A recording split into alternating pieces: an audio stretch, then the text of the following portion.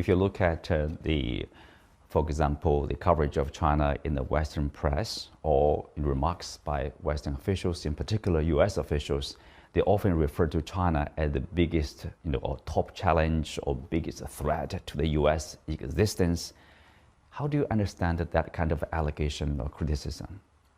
You can understand why they are worried about like a country like China, because China is working in the opposite direction to them. China is working to free other people and free itself from being plundered, from being humiliated. This is the country that the USA is a country that has thrived, survived, prospered from slave trade, cross-Atlantic slave trade. They enslaved the Africans for centuries. They plundered the resources of Latin America, the resources of Africa, the resources of Asia. They plundered even the resources of Europe.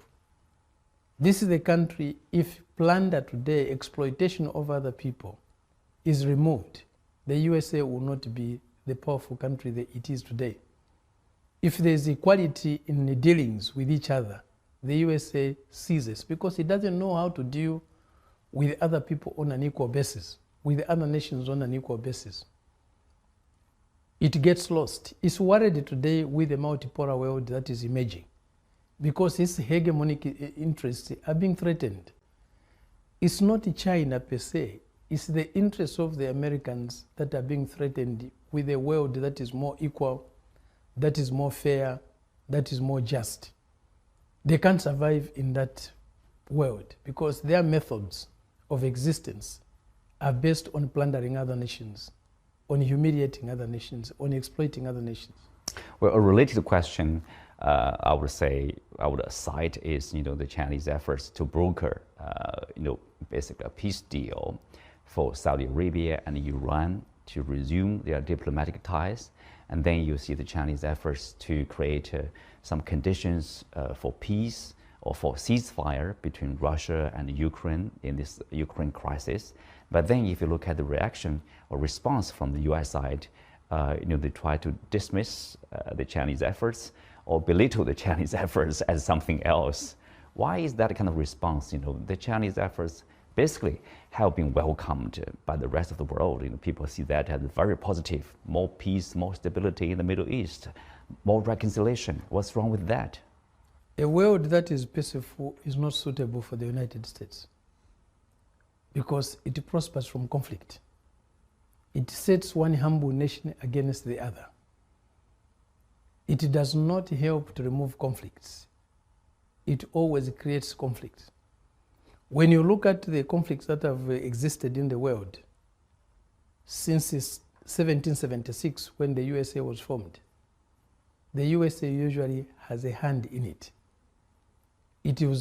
When it doesn't have a hand in it, it doesn't work to resolve those conflicts. It works to perpetuate those conflicts because it thrives from conflict. It benefits from conflicts. When the world is divided, it becomes easier to exploit. It becomes easier to plunder. A united people cannot be plundered. A united people cannot be exploited. A united people cannot be made to fight each other and prosper. This is the country that benefits from wars. It prospers from wars. It creates wars as a business to make profits from. It makes profits from wars. Well, the famous example is the military-industrial complex in the US. They certainly welcome conflicts and wars so they can, sell weapons, ammunitions, and make a profit out of that. Yes, and they are also linked to the media. They are linked to the politics.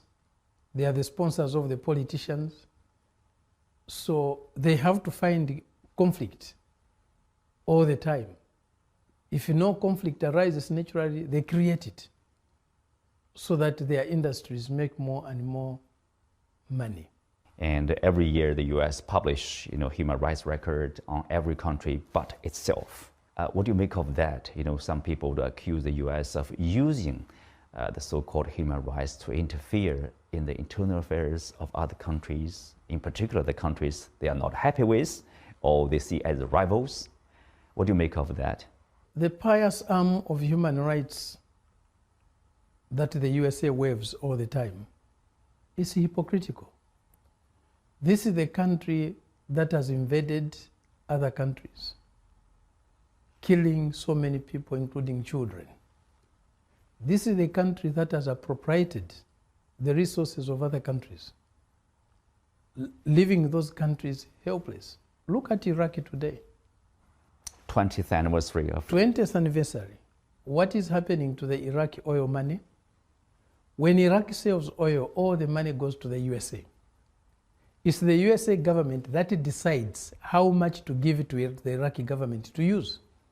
The Iraqi government has to submit a budget to the USA to get its own money after 20 years of that conflict.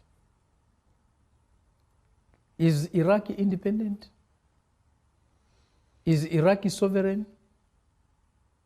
Iraq today is a colony of the USA. This is the country that occupies other countries' territories. For how long have they been there? Been in Guantanamo, on Cuban soil? A small island, the whole country of the USA, a huge territory, they still go and grab a small territory, not very far away from its own country, from its own coast. They have been occupying it for how many years? Several decades. The Cubans have been crying, give us our land. The USA does not respect the territory. Can really the USA claim Guantanamo to be their territory? Right. You can understand the same behavior in Taiwan. Same behavior. If today China or Russia went and did the same in Hawaii, what the USA is doing with Taiwan, would the USA accept it? They say, do unto others as you would like them to do unto you. Does the USA do unto others as it would like them to do on itself? This is an interesting perspective of the point here. You mentioned about the equality among sovereign nations. That's an exercise of democracy, based on equal footing and expressing one's wish or one's needs or demands equally in the international community. Do you think there's enough democracy in terms of that respect? If you don't respect the territories of other people, those territories are occupied by human beings.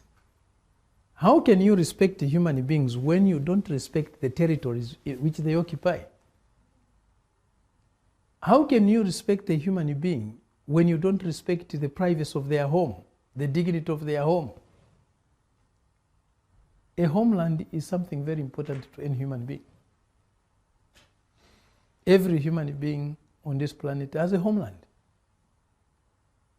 The homeland is their house. It's their home. That's why it's called homeland. You don't just get into somebody's house. You don't just get into somebody's country and interfere. If you don't respect the sovereignty of a territory, you cannot respect the human being who lives in that territory. You cannot claim to be committed to their democratic rights. You cannot claim to be committed to their human rights. What are human rights without a homeland? What are human rights or democracy without sovereignty? When your rights can be trampled on, when your leaders can be toppled anytime, when your leaders can be killed anytime. Look at what they did to Saddam Hussein. Look what they did to Muammar Gaddafi in Libya. Look at what they do to other people's leaders. Look even at the attitude, the arrogance towards other people. They never respect the leaders of other countries.